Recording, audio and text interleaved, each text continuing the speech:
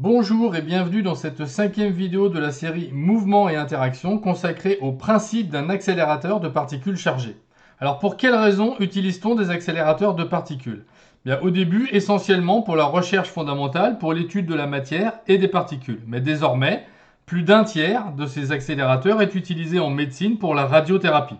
Et encore plus dans l'industrie, comme pour les microscopes électroniques ou encore pour la fabrication des circuits imprimés, les scanners à rayons X pour les véhicules, la stérilisation des aliments, et même au Louvre, qui possède son propre accélérateur de particules que l'on voit sur l'image qui vient de s'afficher. Alors comment fonctionne un accélérateur de particules? Voici le schéma d'un des types d'accélérateurs linéaires qu'on peut trouver actuellement. Il va contenir une source de particules sur laquelle on ne va pas s'étendre et une source de tension sur laquelle on viendra, reliée à des électrodes permettant de créer des champs électriques E. Commençons par le plus simple d'entre eux, qui va être constitué d'électrodes, qui sont ici des plaques, chargées par un générateur de tension continue, de tension U, qui va créer le champ électrique E. Ici, on voit que la force est dans le même sens que le champ électrique E. La particule positive ici va donc être accélérée. On a ici la force électrique qui est Q fois E, comme on l'a vu déjà en première. On peut aussi parler de l'énergie apportée à la particule qui correspond au travail de la force électrique, aussi vu en première, W égale Q fois U, qui va correspondre, d'après le théorème de l'énergie cinétique, on en reparlera dans une vidéo suivante, à delta de C. On rappelle que C, c'est 1/2 de mv carré, ce qui va donc permettre effectivement d'augmenter la vitesse de la particule. Ici, l'énergie potentielle est négligeable, et cette relation est valable parce qu'on travaille sous vide, où il n'y aura donc aucun frottement. On voit donc ici une chose assez simple. Plus on veut augmenter l'énergie cinétique de la particule, c'est-à-dire sa vitesse, et plus la tension doit être élevée. Alors pourquoi est-ce qu'on doit passer de ce système simple à celui du dessus? Il y a plusieurs raisons. D'abord, en ce qui concerne la tension, il existe ce qu'on appelle une tension de claquage, c'est-à-dire une tension à partir de laquelle un courant va passer entre les deux électrodes. Et à ce moment-là, le champ n'est plus produit, ce qui est un problème. Et aussi la notion de coût. Transporter et produire des tensions continues très élevées est très compliqué et très cher.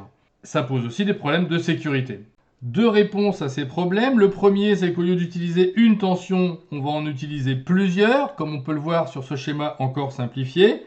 Mais on voit alors qu'il existe des zones où la particule va être ralentie puisque le champ est opposé à celui qui accélérait.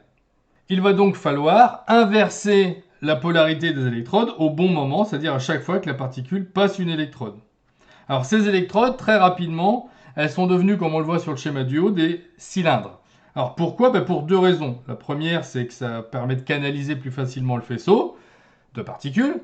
Et la deuxième, c'est qu'on va ainsi éviter qu'il y ait des champs à l'intérieur de ces électrodes. C'est-à-dire que le champ va être nul à l'intérieur. Donc pas d'effet sur la particule. Mais le problème de ces inversions est qu'il va falloir le faire au bon moment. C'est-à-dire qu'il va falloir synchroniser avec le passage de la particule. Or, la particule, elle va aller de plus en plus vite. Il va donc falloir augmenter la longueur des cylindres et des espaces les séparant pour garder cette synchronisation. La synchronisation, elle va se faire donc avec une tension alternative, avec une fréquence assez élevée. Voilà, on a à peu près ici le principe de base d'un accélérateur de particules. Maintenant, qu'en est-il aujourd'hui? Eh bien, la nécessité d'obtenir des vitesses et donc des énergies toujours plus grandes pour découvrir de nouvelles particules ou percer les secrets des débuts de l'univers nous a amené, les scientifiques, à avoir des accélérateurs circulaires. D'abord des cyclotrons, puis des synchrocyclotrons et enfin des synchrotrons comme celui du LHC, dont on peut voir un schéma ici qui représente la taille de ce LHC. Évidemment, il n'est pas en surface, il se trouve en profondeur. Ici, l'image à l'intérieur de ce LHC. Donc LHC pour Large Hadron Collider, c'est-à-dire un collisionneur de hadrons. Alors, pour représenter un petit peu ce que c'est que cette énergie faite par le LHC, il faut savoir que si on devait faire un accélérateur linéaire avec lequel on obtiendrait la même énergie que le LHC, il faudrait que cet accélérateur linéaire fasse 300 km de long. Le plus grand actuellement, il fait 3 km et il se trouve à Stanford aux États-Unis.